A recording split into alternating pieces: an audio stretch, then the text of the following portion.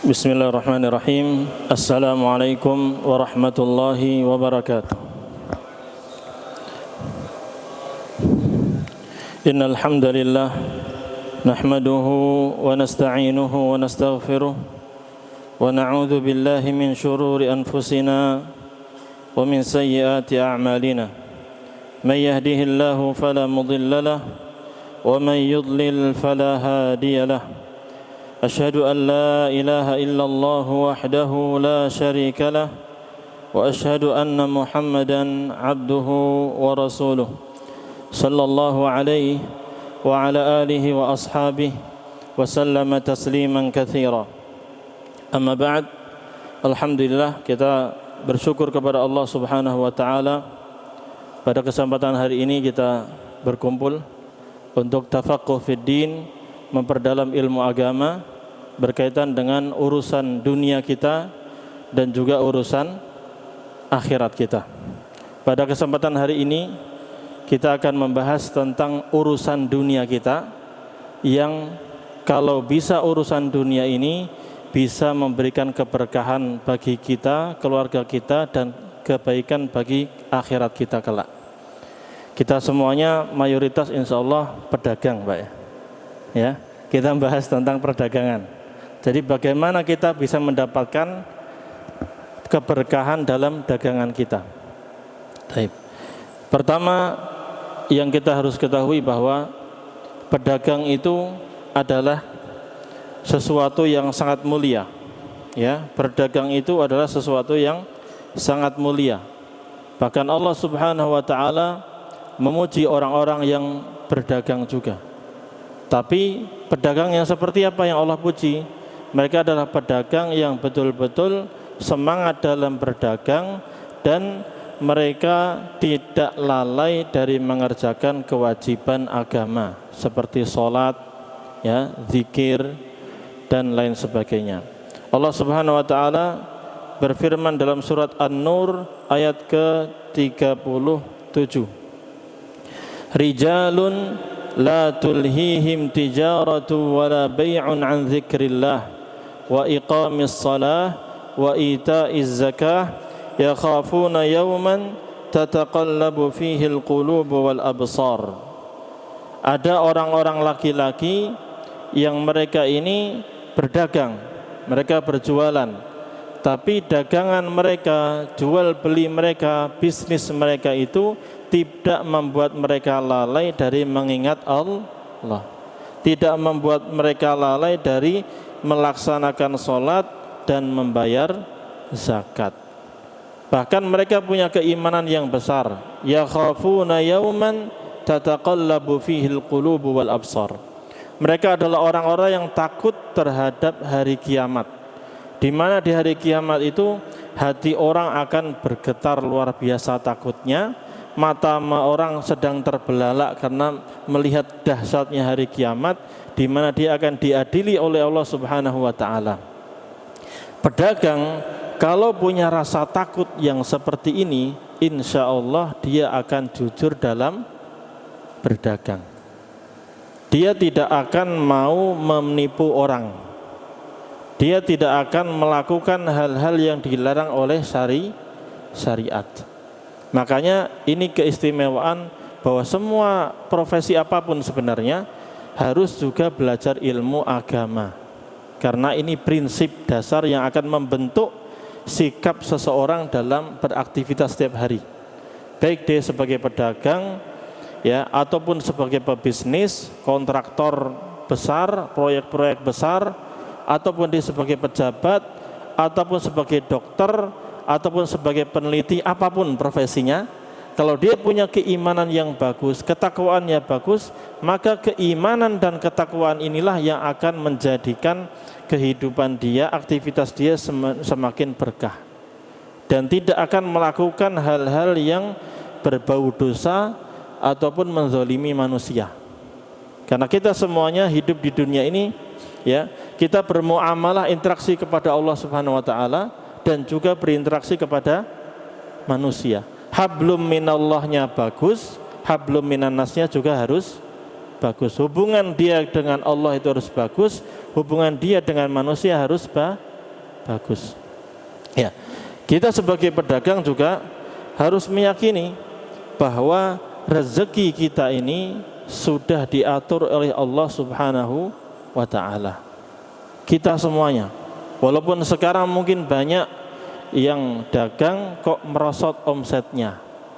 Ya, pedagang-pedagang di beberapa pasar semakin lama semakin merosot penghasilannya, sepi. Ya, bahkan banyak toko-toko yang tutup.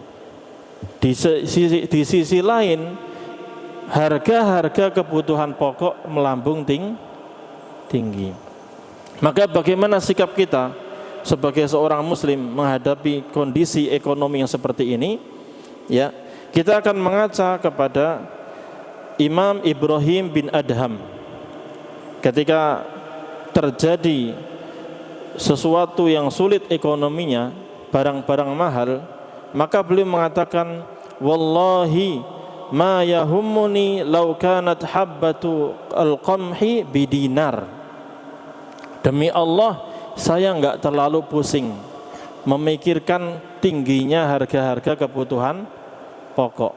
Walaupun sebiji gandum, bayangkan Pak, sebiji gandum itu walaupun harganya bisa melambung tinggi sampai 1 dinar, walaupun segitu saya enggak peduli. Kenapa? Karena saya yakin ya Allah pasti akan menjamin rizki saya. Apapun profesi saya, Allah jamin rizki saya. Beliau mengatakan, alayya an a'budahu kama amarani wa alaihi an yarzuqani kama wa'adani. Tugas saya adalah menyembah Allah, beribadah kepada Allah, menjalankan ketaatan kepada Allah sebagaimana yang Allah perintahkan kepada saya. Kalau saya melakukan ini, pasti Allah akan memberikan rezeki kepada saya sebagaimana Allah telah berjanji. Allah Subhanahu wa taala dalam Al-Qur'an berjanji bahwa wa ma min dabbatin fil ardi illa 'alallahi rizquha. Tidak ada hewan melata di muka bumi ini kecuali Allah sudah jamin rizkinya.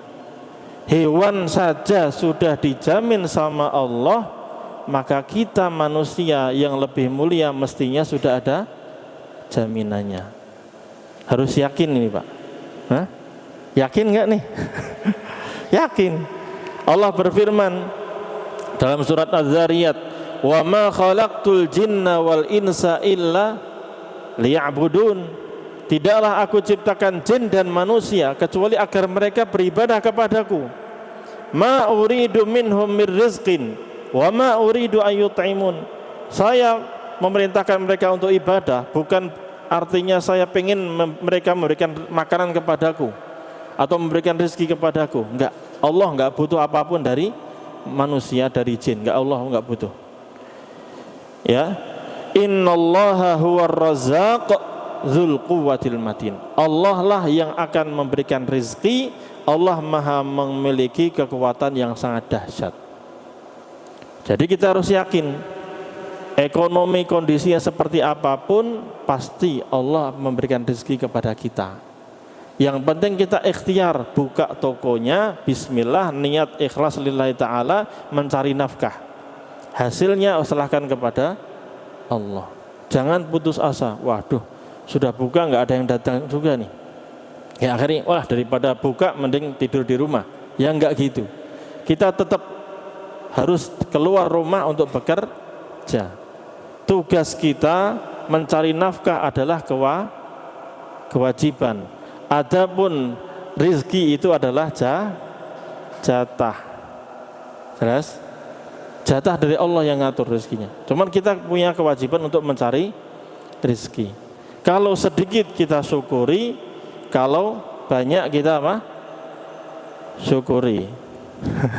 Dua-duanya disyukuri. Kalau sedang susah, enggak sudah dibuka warungnya, dibuka tokonya, enggak ada yang beli. Ya sabar. Ya, insya Allah waktu yang kita gunakan untuk buka toko usaha itu tetap berpahala di sisi Allah Subhanahu wa taala. Ini bedanya, Pak. Bedanya orang Islam sama orang yang kafir, bedanya orang beriman sama orang yang tidak beriman itu di sini. Kalau orang beriman sama-sama dagang nih, satu mukmin, satu kafir. Orang beriman itu dagang, ya dagang, usaha sungguh-sungguh. Tapi dia juga mengharapkan untung dan mengharapkan pahala. Adapun orang kafir, mereka dagang tapi hanya mengharapkan apa? Keuntungan. Sehingga seorang muslim ketika melihat dagangannya enggak terlalu laris, ya sudah, dia ikhlaskan semuanya kepada Allah, sudah, enggak apa-apa. Dia enggak dapat keuntungan dunia, tapi sudah dapat pahala mencari nafkah yang halal. Makanya orang muslim ya jangan sampai melakukan kesyirikan dalam masalah berdagang. Ini diantara yang bisa menghilangkan keberkahan dalam dagangan adalah seseorang cari jalan pintas. Dagangan susah, ya jual beli susah, cari kerjaan susah, akhirnya datang ke Mbah Dukun. Cari apa? Penglaris, memelihara tuyul atau tidak? Atau cari apa? Dulu zaman babi ngepet ya. Nah itu, lihat, orang kadang cari pengen simple, ya akhirnya meminta tolong kepada dukun. Ini bahaya. Jangan sampai seseorang melakukan perbuatan syirik dalam mencari kekayaan atau mencari kecukupan harta. Rasulullah Shallallahu Alaihi Wasallam bersabda, "Man ata arrafan fasa'alahu an syai'in fasaddaqahu lam tuqbal lahu salatun arba'ina yauman." Siapa yang mendatangi dukun lalu dia konsultasi dengan dukun itu, "Mbah, saya dagangannya enggak laris nih, gimana biar laris?" Lalu dia benarkan apa yang disabdakan sama dukun itu, maka sholat yang dia lakukan selama 40 hari dihapus pahalanya oleh Allah Subhanahu wa Ta'ala. Jadi rugi atau enggak, Pak? Rugi. Bayangkan 40 hari dia sholat 5 waktu dihapus pahalanya gara-gara dia datang ke dukun, tanya sama Mbah Dukun atau Mbok Dukun, lalu dia konsultasi jimatnya pelaris apa.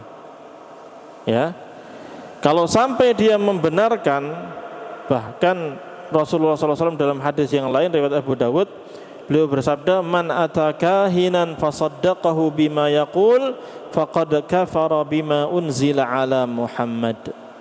Barang siapa yang mendatangi dukun lalu dia konsultasi sama dukun, lalu dukunnya mengatakan, "Kamu kalau mau laris, ini ada kertas rajah jimat, tolong ditempelkan di mana? Pintu warung, atau taruh di dalam ini. Atau ini ada, oh enggak usah dimat, ini ilmu putih nih. Ini ada huruf hijaiyah. Namanya apa, Pak? Rajah. Ada jim, shod, tambahnya. Kadang ada sebagian surat Al-Falaq dipotong, atau ayat kursi sepotong-sepotong. Habis itu ada beberapa nama-nama yang enggak jelas. Biasanya nama-nama enggak jelas itu nama-nama apa? Jinnya. Ya, itu kadang jin dukun itu mengelabuhi dengan seolah-olah jimatnya Islami. Ya, seolah-olah Islami.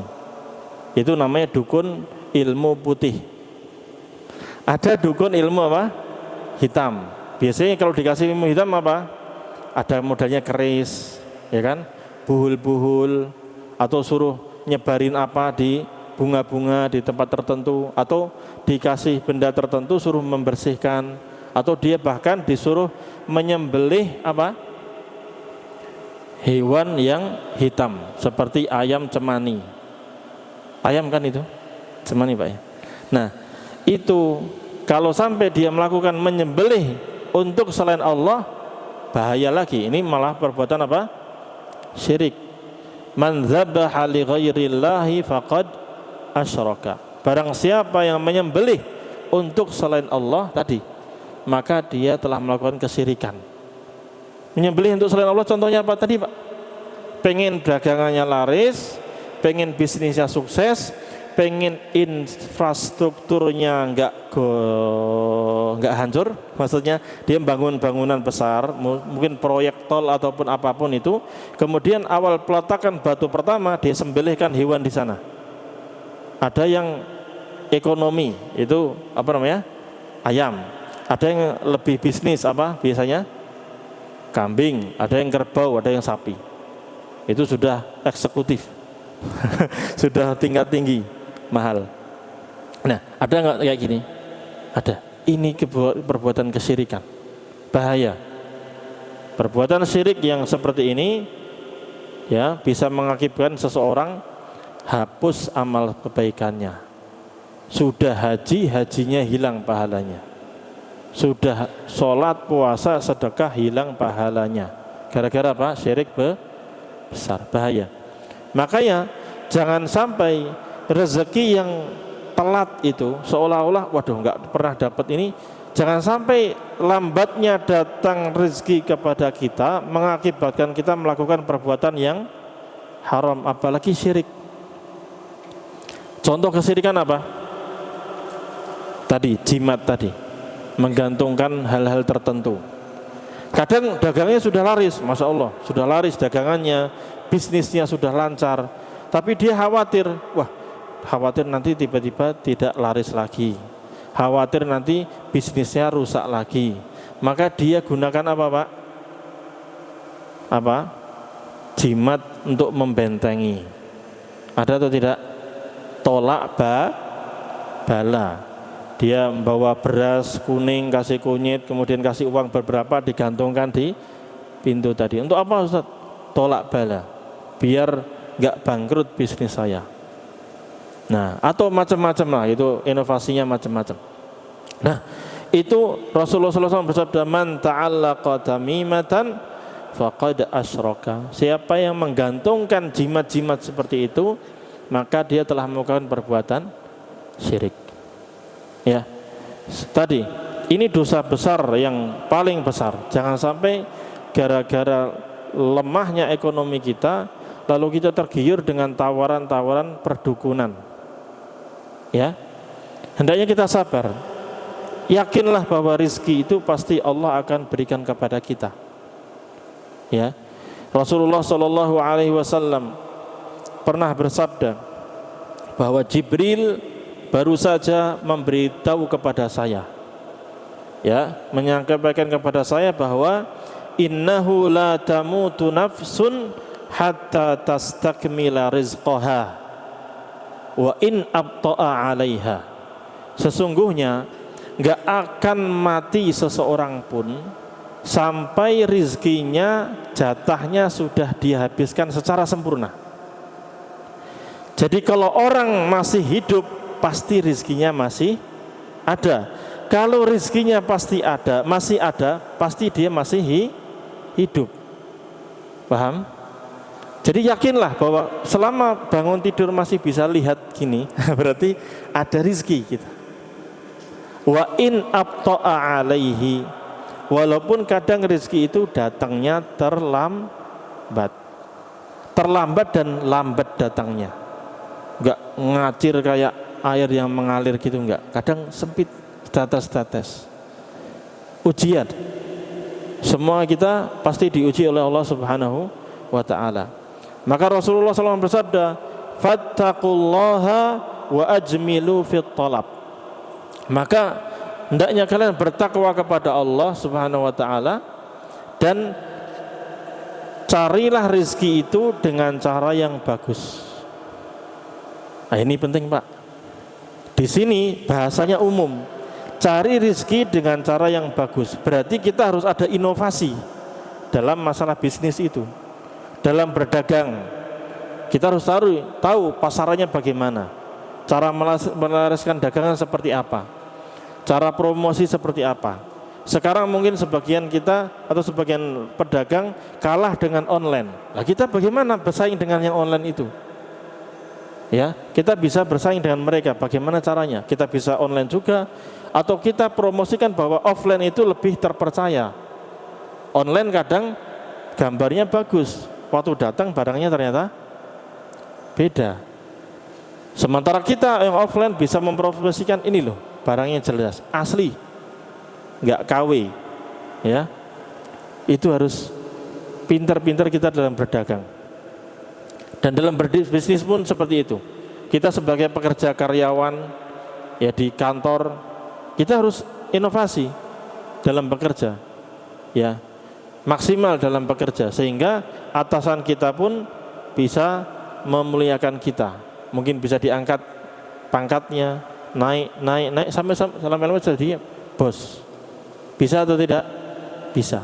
Makanya Rasulullah bersabda seperti bertakwalah kepada Allah dan carilah rezeki dengan cara yang bagus. Perbaikilah cara mencari rezeki kalian.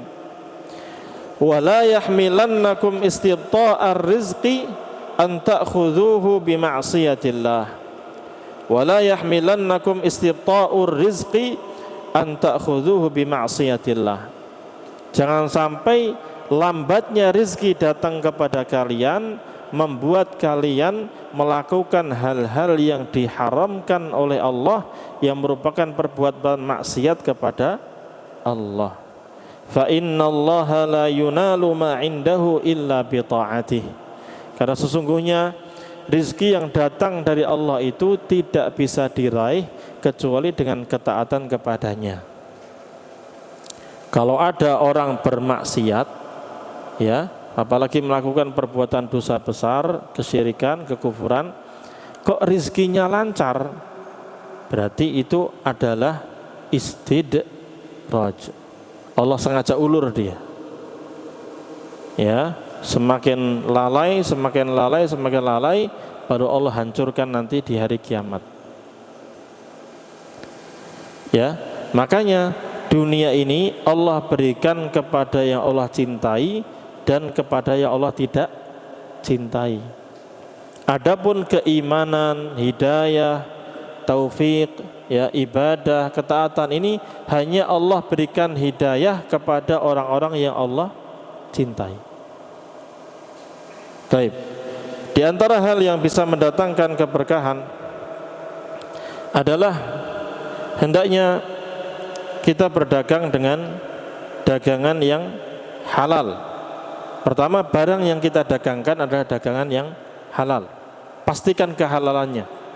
Dalam transaksi jual beli itu juga pastikan kehalalannya. Tidak ada unsur apa? Riba. Ya, tidak ada unsur kebohongan. Tidak ada barang-barang yang memang haram. Yang mungkin kadang barang-barang haram ini lebih menarik atau lebih membuat rasanya semakin apa? Enak. Contohnya apa? Minyak babi. Sebagian orang katanya kalau kasih nasi goreng kasih minyak babi itu apa? Wangi, enak. Saya nggak tahu sih. Atau kadang pakai arak katanya, iya, arak atau apalah. Kalau itu haram tinggalkan. Walaupun kadang menggiurkan, ingat akhi, sesuatu yang haram itu ketika bercampur dengan dagangan kita, maka dagangan kita menjadi apa? Bisa haram, nggak berkah. Nah, kita nggak mau anak-anak kita dinafkahi dengan apa? Harta yang haram. Kita nggak mau memberikan suapan kepada istri dari hasil kerjaan yang haram. Rasulullah SAW bersabda, "Ma min lahmin nabata min suhtin fannaru aula bihi." Daging yang tumbuh dari harta yang haram, maka nerakalah yang akan berhak memakannya. Berarti akan mendapatkan siksa neraka. Makanya hati-hati. Kita lebih baik punya harta banyak tapi halal daripada sedikit tapi haram. Betul? Iya. Berapapun kalau halal disyukuri aja. Kalau ada tawaran-tawaran kerjaan yang haram atau syubhat, ya, tinggalkan hal tersebut. Ya. Kemudian hendaknya kita bersungguh-sungguh ketika bekerja agar semakin berkah. Ya. Apalagi kita bekerjanya di pagi hari. Ya, kayak Pak Dadan bukanya jam 1. Wah, itu kan pagi banget tuh. Itu berkah itu insya Allah. Rasulullah SAW pernah berdoa, Allahumma barik li ummati fi bukuriha. Ya Allah, berkahilah untuk umatku di waktu pagi mereka. Mereka pagi-pagi sudah buka toko, sudah bekerja, itu mulia. Karena kerjaannya halal, kerjanya bagus. Semangat seperti itu bagus. Makanya umat Islam itu jangan malas-malesan. Harus sungguh-sungguh. Apapun profesinya, pagi-pagi semangat jalan. Bismillah. Kecuali memang kantornya masuknya siang atau lemburnya malam, itu lain lagi. Ya, intinya sungguh-sungguh. Ya. Kemudian, agar kita mendapatkan keberkahan, hendaknya kita bermudah-mudah dalam melakukan transaksi. Dalam tawar-menawar itu yang mudah aja. Gak usah terlalu gontok-gontokan. Ya, Pak, apalagi sampai bohong ya, nggak boleh. Pak, ini harganya sekian. Biasanya berapa, Pak? Misalnya harganya 50.000. Wah, 50.000, Pak. Mbok 25 aja. Ya. Terus, nggak bisa. 25, nggak bisa. Belum balik itu.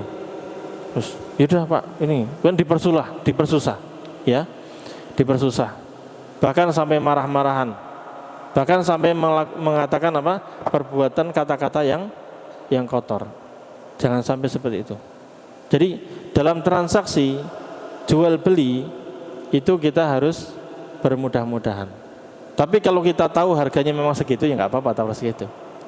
Cuman jangan sampai menimbulkan marah-marahan antara penjual dan pembeli. Rasulullah SAW bersabda, rahimallahu mra'an samhan idza ba'a wa idza ishtara wa idza iqtada. Allah Subhanahu wa taala merahmati seseorang yang mudah dalam menjual dan mudah dalam membeli dan mudah dalam membayar hutang. Ya. Kemudian ketika kita berdagang, hendaknya kita sisihkan sebagian rezeki kita untuk bersedekah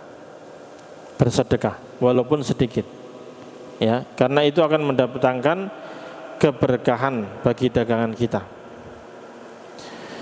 Rasulullah SAW bersabda, ya ma'syarat tujjar, innal bai'a yahduruhu al-laghwu wal halifu fashubuhu bis sadaqah.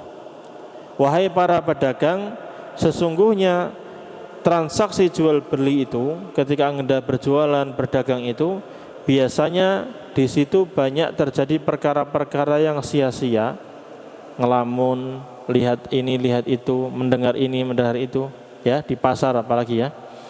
Dan kadang tercampuri dengan sumpah-sumpah yang palsu. Maka Rasulullah SAW bersabda, fasyubuhu bis sadaqah. Maka bersihkanlah kotoran-kotoran itu dengan sedekah. Semoga dengan sedekah ini sedikit kesalahan kita waktu dagang itu diampuni oleh Allah Subhanahu wa taala, sehingga keberkahan itu kita dapatkan dengan sempurna. Bahkan beliau bersabda, ya ma'syarat tujjar, inna syaitana wal ithma yahduranil bai'. Wahai para pedagang, sesungguhnya setan dan dosa itu akan selalu menghadiri transaksi jual beli kalian. Fashubu bai'akum bis sadaqah. Maka bersihkanlah jual beli kalian dengan cara sedekah. Kemudian di antara hal yang bisa mendatangkan keberkahan kita adalah ketika kita berdagang adalah kita jujur dalam dagangan kita. Jujur dan menjelaskan kondisi dagangan kita sesuai kondisinya. Rasulullah SAW bersabda, al-bayyi'ani bil khiyari ma lam yatafarraqa. Dua orang yang bertransaksi jual beli, penjual dan pembeli, ini mendapatkan kesempatan untuk memilih selama keduanya belum berpisah. Maksudnya apa? Penjual ada haknya untuk lanjut jual, pembeli juga ada hak untuk beli atau tidak jadi membeli selama belum terpisah. Fa'idha atau fa'in sadaqa wa bayyana burika lahuma fi bai'ihima. Kalau keduanya, penjual dan pembeli ini jujur dalam jual beli mereka dan menjelaskan kondisi barang itu sesuai kondisi yang sebenarnya, maka keduanya akan diberkahi dalam transaksinya. Syaratnya apa tadi Pak? Jujur. Ini barang asli, katakan asli. Ini ada cacatnya, katakan ada cacatnya. Oh ini ada gores sedikit, katakan ada goresnya sedikit. Oh ini saya belanjanya kemarin, nggak laku saya jual lagi, saya katakan gitu. Jujur dan juga dia menjelaskan, baik ditanya ataupun tidak ditanya. Ini lebih amannya gitu. Kalau ditanya dia jujur menjawabnya, kalau nggak ditanya dia pun menjelaskan apa adanya. Ya. Tapi kalau ada yang bohong, baik keduanya bohong ataupun salah satunya, fa in katama wa kadzaba, kalau kedua-duanya menyembunyikan kerusakan atau aib, ya cacat pada barang tersebut, wa kadzaba, atau keduanya juga berbohong, muhiqat barakatu bai'ihima, maka keberkahan dagangannya akan dihilangkan oleh Allah Subhanahu wa taala. Dia enggak dapat keberkahan, dapat untung iya. Ya. Saya ini belum, wah kalau 25 belum nutup ini. Orang belanjanya aja 30. Padahal beli belanjanya berapa? 15. Nah, ada atau tidak kayak gini? Nah, berarti ini ada kebohongan. Nah, seorang muslim hendaknya tadi dalam dagangan pun tidak hanya mengajar keuntungan yang besar, tapi apa? Juga harus menjaga kejujuran. Dengan jujur itu insya Allah harta kita lebih berkah. Adapun tentang keuntungan 3 kali lipat, 5 kali lipat itu bebas sebenarnya, nggak ada batasan. Keuntungan itu bebas Pak, bebas. Ya, jadi selama tidak ada kebohongan, maka silahkan berdagang itu lebih mudah. Pada asalnya urusan dunia itu pada asalnya apa? Halal, sampai ada dalil yang mengharamkannya. Ya, itu pada dasarnya. Adapun urusan agama pada dasarnya nggak boleh dilakukan sampai ada dalil yang mensyariatkannya. Ini harus dibedakan Pak. Makanya kalau dalam urusan agama nggak boleh kita inovasi. Maksudnya ibadah-ibadah tertentu kita tambahin nggak boleh. Tapi kalau dalam berdagang boleh diinovasi. Karena selama tidak ada larangan, maka hukumnya apa? Boleh kalau urusan dunia. Ya, jelas atau jelas? Baik, kita dengarkan azan dulu. Kejujuran ini perlu dimiliki oleh pedagang agar mendapatkan keberkahan dalam dagangannya, agar hasil dagangannya itu adalah hasil yang betul-betul halal.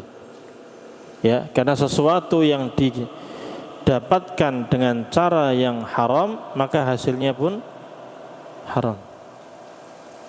Ya. Kemudian di antara bentuk kebohongan dalam berdagang adalah dia sering bersumpah palsu. Orang kalau udah bilang demi Allah ini barang impor, nih mereknya asli gitu. Padahal dia nyetak sendiri, mereknya disamakan. Ada atau tidak? Ada. Ya, atau dia apapun sumpahnya, demi Allah ini Pak, ini saya beli sekian-sekian. Ya, nggak masuk kalau harganya Bapak nawarnya sekian. Nah, ini padahal dia bohong. Kalau dia jujur sebenarnya nggak masalah. Walaupun orang jujur itu sebenarnya nggak perlu apa? memperbanyak sumpah. Ya, kalau jujur aja udah. Ya. Kalau orang bersumpah bohong, dia dapat keuntungan, maka keberkahannya tidak ada, walaupun dia mendapatkan untung dunia. Ya. Rasulullah Shallallahu Alaihi Wasallam bersabda, al-halifu munfiqatun lis-sil'ah mumhiqatun lil barakah. Sumpah itu memang bisa melariskan dagangan. Orang jadi percaya, oh iya Pak, oh iya betul, iya demi Allah Pak, wah Masya Allah. Nah akhirnya orang percaya, akhirnya beli atau tidak? Beli. Tapi dia bisa menghilangkan keberkahan.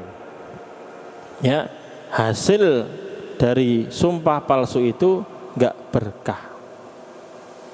Walaupun untungnya jutaan besar, kalau nggak berkah, bentaran doang itu Pak. Bentar-bentar udah hilang. Atau bisa dinikmati oleh keluarga, tapi lihat keluarganya nanti nggak berkah. Anaknya nakal, ya anaknya main ini main itu, bahkan mungkin terkena uzubillah sampai terkena narkoba, kehidupan bebas, bahkan istrinya bisa jadi selingkuh. Itu kadang disebabkan oleh apa? Harta haram itu. Ya. Dan sebenarnya Pak, jujur itu tadi, satu mendapatkan pahala, hartanya jadi berkah, pasti halal, ya. Dan orang pun bisa niteni, bahasa Jawanya itu apa namanya? Bisa apa ya? Pak, memperhatikan, bisa diciriin ya. Kalau bahasa Jawa niteni, dititeni, becik ke titik Allah ketara. Itu jadi kelihatan orang bohong itu sebenarnya kelihatan dan bisa dicekkan, apalagi sekarang zaman apa? Media. Antum ketika lihat barang katanya asli, antum foto cari di online, oh KW, ternyata banyak KW-nya. Kalau sudah ketahuan bohong, apa yang terjadi? Ya orang nggak percaya sama kita. Mungkin saat itu, saat Anda bisa membohongi dia, Anda dapat keuntungan. Tapi orang itu ketika tanya ke temannya, saya beli di sana harganya segini, wah bapak dibohongin tuh. Oh bener, iya coba bapak cek ini. Oh ternyata bohong tuh bapak itu. Kira-kira balik lagi ke sana nggak? Nggak bakal balik lagi. Jadi dia rugi Pak. Tapi lihat kalau orang jujur, walaupun untungnya mungkin nggak sebesar orang yang bohong, ya dia jujur, orang akan percaya. Kalau orang percaya akan senang dan akhirnya menjadi apa? Langganan. Dan kejujuran ini sangat penting dalam perdagangan, dalam berinteraksi dengan manusia. Ini kejujuran penting sekali Pak. Ya, di masyarakat kita itu orang pintar banyak, cuman orang yang jujur banyak atau dikit? Dikit. Buktinya apa? Timbangan sering dikurang-kurangi, takaran kadang dikurang-kurangi, harta sering dikorupsi. Nah itu kan sebabnya nggak jujur tadi. Makanya kejujuran ini tanda keimanan. Orang mukmin yang imannya benar, ya harusnya dia orang yang jujur. Nah kemudian di antara hal yang bisa mendatangkan keberkahan dalam dagangan kita atau bisnis kita, kalau kita punya anak buah, bawahan kita yang kita pekerjakan, maka berikan hak mereka. Mereka kerja sama kita, menjadi pegawai kita, itu kan mereka juga butuh apa? Gaji. Maka jangan sampai kita zalim kepada dia. Sudah kita suruh-suruh, gajinya kita tunda-tunda. Ini enggak boleh. Kalau kita memperkerjakan orang, maka harus tepat waktu ketika memberikan gajinya, sesuai kesepakatan tentunya. Ada gaji yang bulanan, ya kan? Ada yang gaji tiap apa? Kerja. Namanya apa namanya itu? Freelance. Kerja, selesai baru bayar. Nah, sesuai kesepakatan aja dalam transaksinya. Nah, cuman gaji ini jangan sampai apa? ditunda, bahkan jangan sampai nggak dibayar. Karena ingat, mereka juga butuh uang. Mereka menghabiskan waktu kerja sama kita, meninggalkan istri dan anak-anaknya untuk apa? Cari nafkah. Kalau sudah kerja sama kita, kemudian kita gaji, ya kasihan. Zalim ini namanya. Rasulullah SAW bersabda,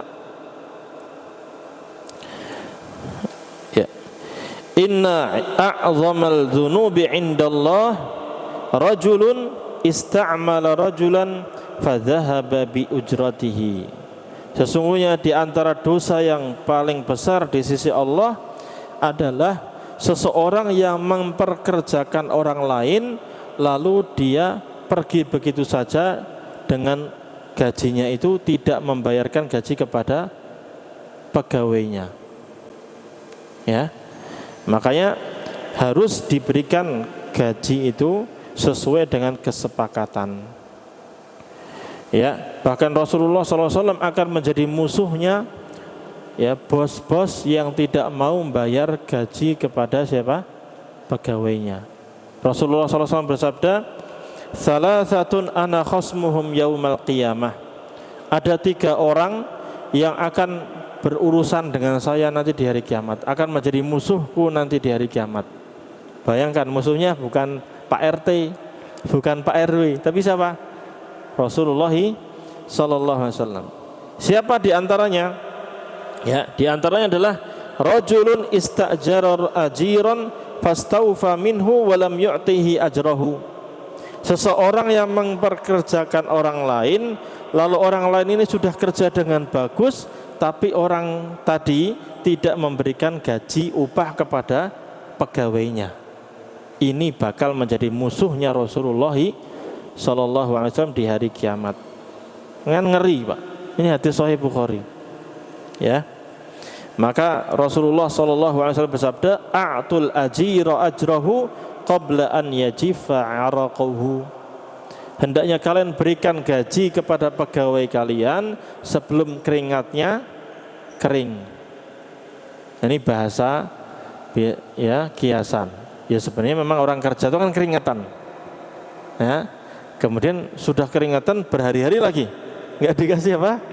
Gaji. Ini sebenarnya tergantung kesepakatan tadi, Pak. Misalnya kita mempekerjakan tukang, nah, kesepakatannya mau setiap hari atau borongan, kan gitu. Ada model borongan, ada model apa? Harian. Itu kesepakatan gitu aja. Yang jelas kasihkan biayanya, gajinya sesuai kesepakatan awal. Jangan sampai kita menzolimi. Dan sama, Pak, yang kayak gini nih, ya, kalau kita memperkerjakan tukang, memperkerjakan pegawai, kalau kita zolim sama mereka, mereka nggak bakal setia sama kita, ya itu tidak. Besok lagi kalau bapak minta, Pak, bocor nih, tolong perbaiki, nggak mau. Kenapa? Wah, kemarin aja nggak dibayar. Atau misalnya dibayar tapi nggak sesuai kesepakatan awal, kan gitu. Ada atau tidak yang kayak gini nih? Ada. Ya, awalnya janjinya, Pak, sehari sekian. Besok-besoknya lagi, wah, kurangi ya. Padahal udah kerja. Jangan, kalau udah kerja harus sesuai dengan akadnya. Ya. Kemudian di antara yang bisa mendatangkan keberkahan dalam rezeki kita atau dalam dagangan kita, usaha kita, bisnis kita adalah hendaknya kita silaturahim. Ya. Ini di luar dagangan sebenarnya. Tapi di antara hal yang bisa mendatangkan keberkahan dalam rezeki kita, usaha kita adalah kita memperbanyak silaturahim, menyambung hubungan kekerabatan, apalagi kepada ayah dan ibu. Ayah dan ibu kita yang dulu sudah ya bersusah payah merawat kita dari kecil sampai kita besar bisa kerja sendiri, ya, mereka lah yang berhak untuk mendapatkan hasil dari jerih payah kita. Baru setelah itu baru istri kita, anak kita, baru istri lagi, anak lagi, gitu.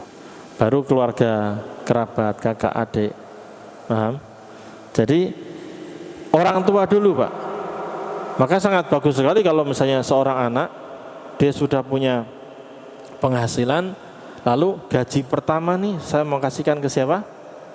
ibu, orang tua, ayah yang masih hidup. Nah, ini bagus sekali. Ini akan mendatangkan keberkahan.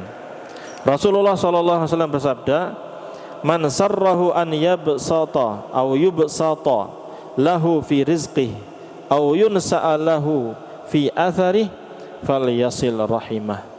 Siapa yang ingin rizkinya dibentangkan sama Allah Subhanahu wa taala, maka hendaknya dia menyambung hubungan silaturahim.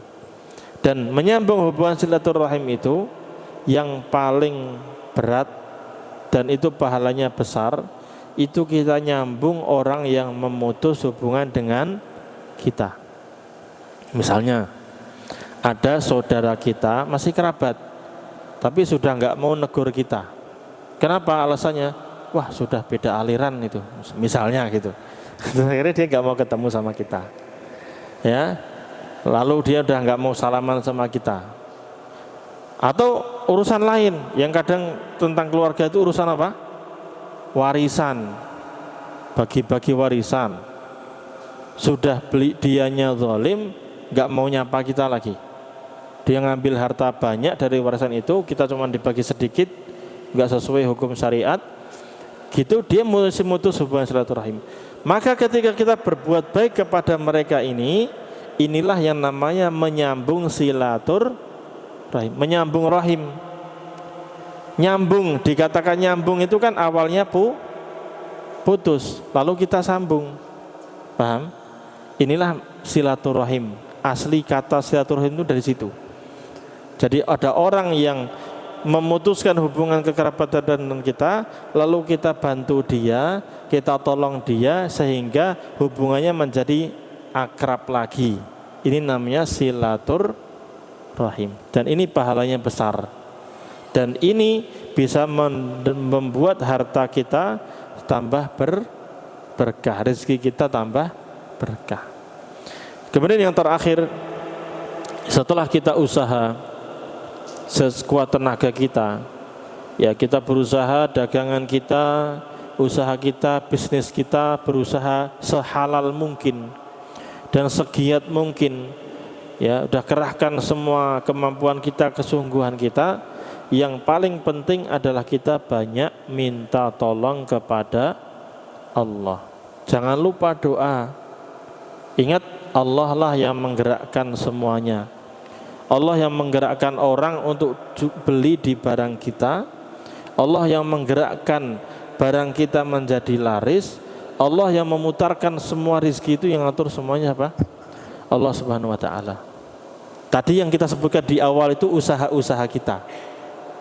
Tapi hasil itu yang menentukan siapa? Allah Subhanahu wa ta'ala. Maka yang terpenting ini sebenarnya kita bawakan terakhir. Yang terpenting doanya ini. Ya. Di antara doa yang diajarkan oleh Rasulullah sallallahu alaihi wasallam adalah Allahumma ighfirli dzambi wa wassi'li fi dari wa barik li fi rizqi. Ya Allah, ampunilah dosa-dosaku, luaskanlah tempat tinggalku, berkahilah rizkiku. Hadis ini dikeluarkan oleh Imam At-Tirmidzi dan Syekh Al-Albani rahimahullah ta'ala menyatakan hadisnya lemah. Akan tetapi dalam urusan doa itu kadang ulama enggak masalah.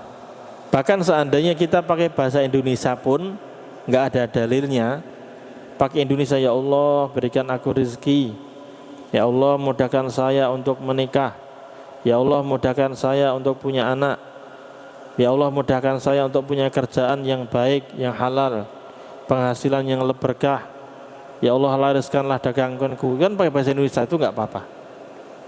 Ya sebenarnya ada doa yang sahih.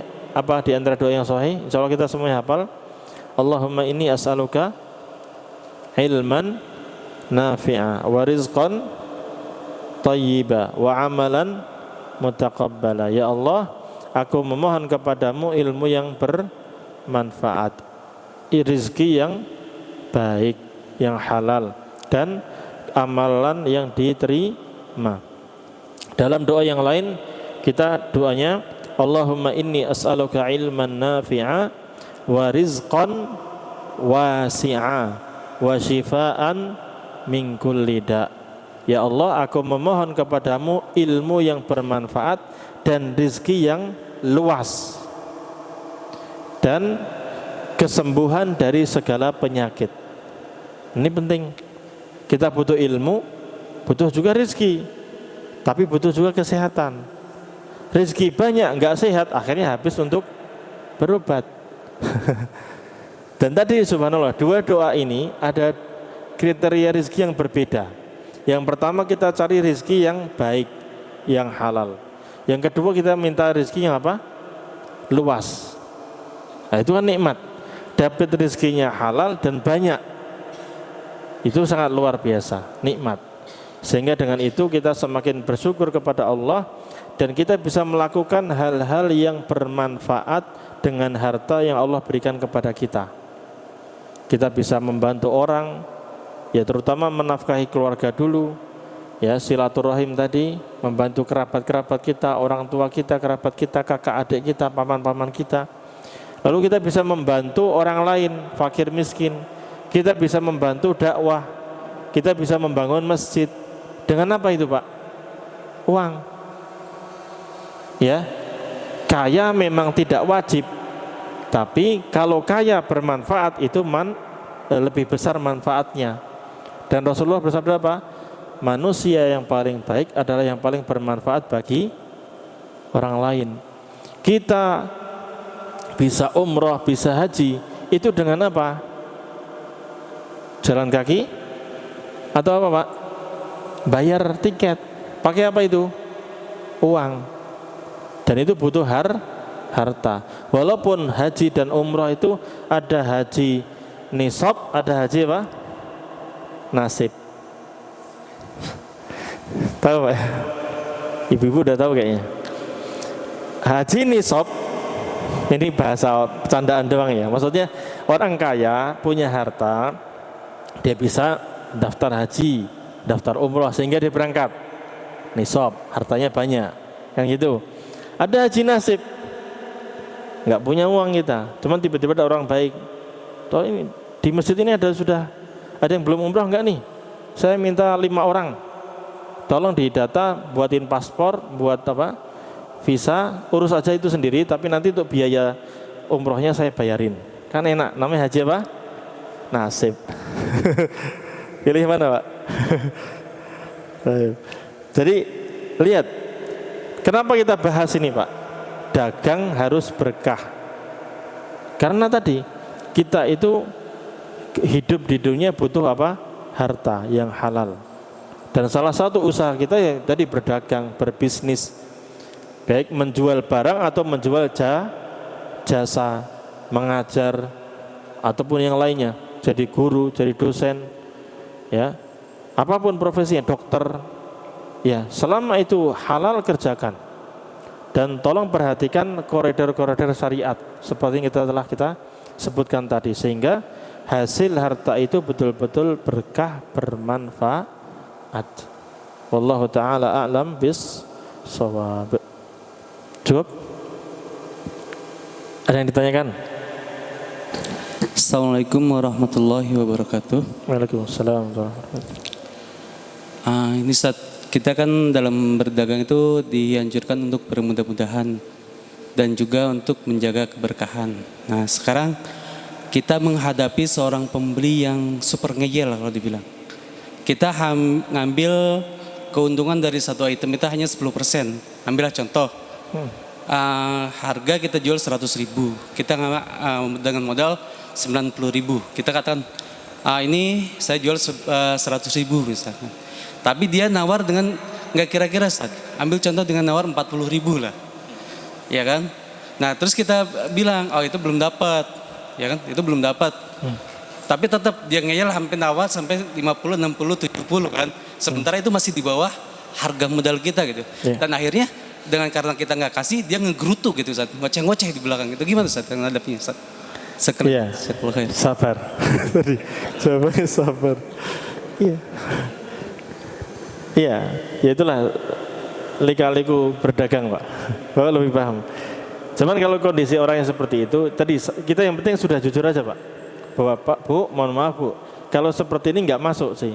Saya nggak dapat untung sama sekali Bu. Sampaikan aja, mungkin cara dagangnya seorang Bu, saya jujur nih, cuma 90. Saya beli ini modalnya 90. Terus masa Ibu nggak menghargai saya? Sudah saya belanjanya 90, Ibu tawar, ini kurang dari setengah lagi, 40.000. Gitu. Mohon maaf Bu, kalau 40.000 Ibu yang dagangnya aja, bukan usah saya. saya tunjukin tempatnya tuh.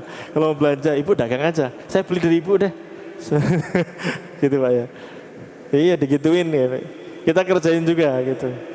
Kalau ada yang ngerjain kita kerjain juga Pak. 90 ini baru modal Bu. Kalau Ibu nawarnya 40.000 dan saya nggak dapat untung sama sekali, tolong hormati saya Bu, saya juga udah capek nih, saya belanja, saya masuk lebih aja lah Bu, 100.000 udah, untung 10.000 nggak apa-apa, yang penting hormati saya. Kalau Ibu sampai 40.000, loh ini kan modalnya nggak dapat, Ibu belanja aja deh, saya tunjukin ke sana Bu, belanja. Kalau Ibu sudah jualan, saya mau belanja dari Ibu aja deh, 40.000 kan lumayan, saya jual 100.000, untung 60.000, kan lumayan. Nah gitu Pak. Jadi kadang kita bercanda, ya sebenarnya tadi sabar itu bagus. Kalau kita ajak bercanda gitu kayaknya biar nggak emosi dianya. Candain aja. Nah ini perlu dicek juga, apakah benar cara dagang Rasulullah itu sebutkan modal baru serahkan kepada pembeli mau ngambil untung berapa. Saya nggak tahu nih, belum pernah dapat dalilnya. Ini perlu dicek Pak, karena ini menyebar. Katanya cara dagang Rasulullah itu gimana? Sebutkan saya belanjanya berapa, silakan Bapak mau beli berapa. Nah itu katanya itu cara dagang Rasulullah SAW. Tapi wallahu alam, saya belum dapat riwayatnya itu apakah sahih atau tidak. Nah itu. Kalau Bapak cara dagangnya kayak gitu gimana Pak? Hah? Mereka ngambil untung, ya udah Pak, 90.000 100 rupiah, kan nggak untung. Iya. Wallahu ta'ala alam bissawab. Begitu Pak. Ada lagi ya? Silakan Bapak dulu. Assalamualaikum warahmatullahi wabarakatuh Ustaz. Waalaikumsalam warahmatullahi wabarakatuh. Gini Ustaz, kadang ketika kita dalam berdagang atau berusaha gitu, kadang kan ada kalanya dagangan kita sepi gitu kan. Kadang pembeli berkurang. Kemudian kita introspeksi diri. Apakah karena perbuatan maksiat, dengan sebab itu dagangan kita sepi atau berkurang. Kemudian kita melakukan suatu amalan yang seperti silaturahmi kan, sedekah, atau kita melakukan sholat malam mungkin. Nah, apa yang kita lakukan itu termasuk syirik atau tidak, Ustaz? Gitu. Oh gitu. Karena awalnya itu dunia gitu. Paham. Gitu Ustaz. Jazakallahu Ustaz. Assalamualaikum warahmatullahi wabarakatuh. Waalaikumsalam warahmatullahi wabarakatuh. Ya, kita tadi di dalam melakukan silaturahim itu niatnya lillahi ta'ala, ikhlas karena Allah. Tadi termasuk dalam sholat malam atau introspeksi itu murni membersihkan diri karena Allah Subhanahu wa ta'ala. Ya. Ini yang Rasulullah SAW sebutkan adalah pahalanya, dan kita boleh berharap pahala itu, tapi niat utama harus ikhlas karena Allah. Silaturahim karena mengharap pada Allah dan berharap janji Rasulullah SAW tadi, pasti Allah akan lapangkan rezekinya, gak masalah kayak gitu. Termasuk diantara pahala silaturahim adalah biar umur kita dipanjangkan. Gak apa-apa, gak masalah. Itu bukan termasuk perbuatan syirik. Itu bahkan termasuk bahwa kita percaya kepada janji Rasulullah SAW, atau kalau kita terkait ayat percaya dengan janji Allah Subhanahu wa ta'ala. Demikian. Cuman tadi prioritasnya jangan ke dunia. Sama orang sedekah, ya, sedekah lillahi ta'ala, berharap akhirat. Walaupun di beberapa riwayat Allah Subhanahu wa taala berfirman unfik alaik, au kama qala. Ya. Sedekahlah maka aku akan berikan rezeki tambahan kepadamu. Saya akan sedekah kepadamu. Ya. Mana qasad shadaqatun min mal. Sedekah tidak bisa mengurangi apa? Harta. Bahkan semakin sedekah semakin berkah dan banyak hartanya. Tapi ketika kita niat sedekah betul-betul lillahi ta'ala, dan kalau kita dapat feedback itu, rizki, balasan di dunia ini, alhamdulillah. Ya, seperti itu Pak. Dan yang paling utama kita dalam pikiran kita adalah untuk akhirat. Allah balas yang terbaik untuk akhirat kita. Sehingga dengan demikian tidak ada putus asa. Kadang kalau orang motivasinya cuma dunia, dia dengar Ustadz Fulan misalnya, yuk kalian infak, ya infak 10.000 pasti Allah balas 700 kali lipat di dunia. Dia bilangnya apa? Di dunia. Berarti 700 kali 10.000 berapa? 7 juta. Lalu dia tunggu 7 juta nggak datang nih Pak. Akhirnya apa? Wah ustadznya ini bohong doang. Akhirnya apa? Dia nggak sedekah lagi. Ya, ini kan jadi salah niat di awal. Akhirnya mengakibatkan dia apa? Futur, nggak mau sedekah lagi.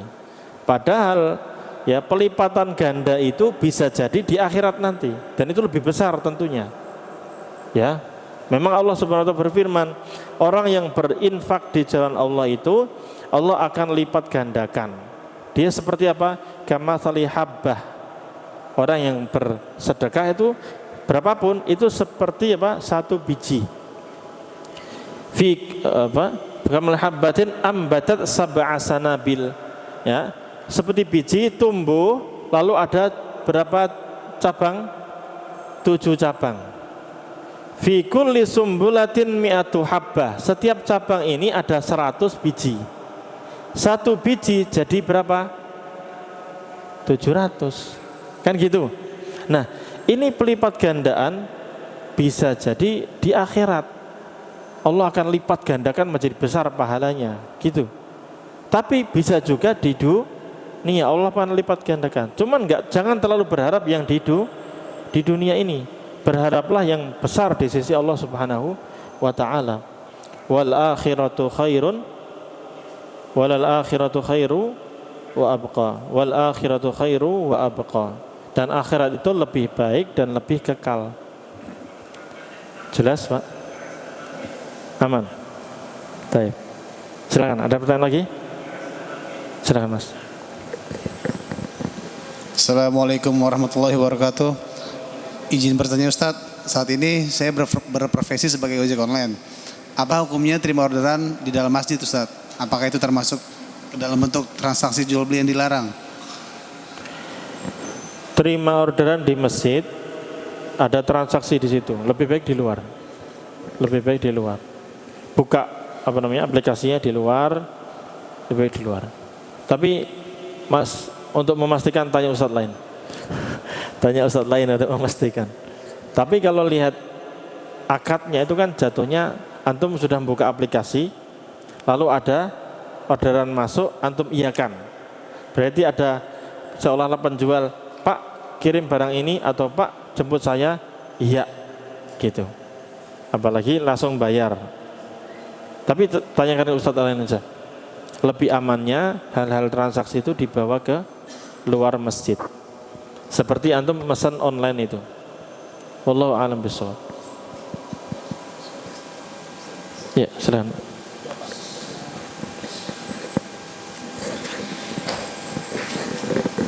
Ini ada kejadian juga, misalnya ada kajian gitu, terus ustadznya ini nawarin buku gitu, ini harganya sekian gitu. Nah itu gimana Ustadz? Jualan atau enggak? Ya jualan Pak. Jadi dia bikin kajian, kemudian kita kajiannya ini pakai buku ini, harganya sekian gitu. Di masjid? Di masjid, lagi kajian dia, itu gimana? Terus transaksinya di masjid? Tapi Anda nggak tahu ya, tapi ada setelah itu ada nanti hubungin Pak ini gitu. Nah, ada juga transaksi saat itu juga setelah ini ada yang bayar juga. Itu ya, gimana? Hendaknya dihindari yang kayak gitu. Jangan jualan di masjid, nawarin dagangan di masjid, jangan. Hindari hal tersebut. Ya, Ustaznya ada. Oh, nanti Bapak nasihati. Bapak nasihati Ustaz, berani. Ya, hendaknya dihindari yang kayak gitu. Ya, kecuali tadi Ustaznya nggak jualan, maksudnya ini ada buku bagus, tolong nih, sila yang mau beli kita bahas, kita akan kaji, bahas. Bapak beli online, silahkan. Nah, itu nggak masalah kan, nggak jualan. Cuman kalau beliau yang punya bukunya, kemudian beliau iklanin harga sekian-sekian, khawatirnya di situ ada akad jual beli. Cuman kalau Ustadz mestinya tahu hukumnya, mestinya. Wallahu a'lam bishawab. Baik, demikian bisa kita sampaikan. Kurang lebihnya mohon maaf. Subhanakallahumma bihamdika asyhadu an la ilaha illa anta astaghfiruka wa atubu ilaik. Wassalamualaikum warahmatullahi wabarakatuh.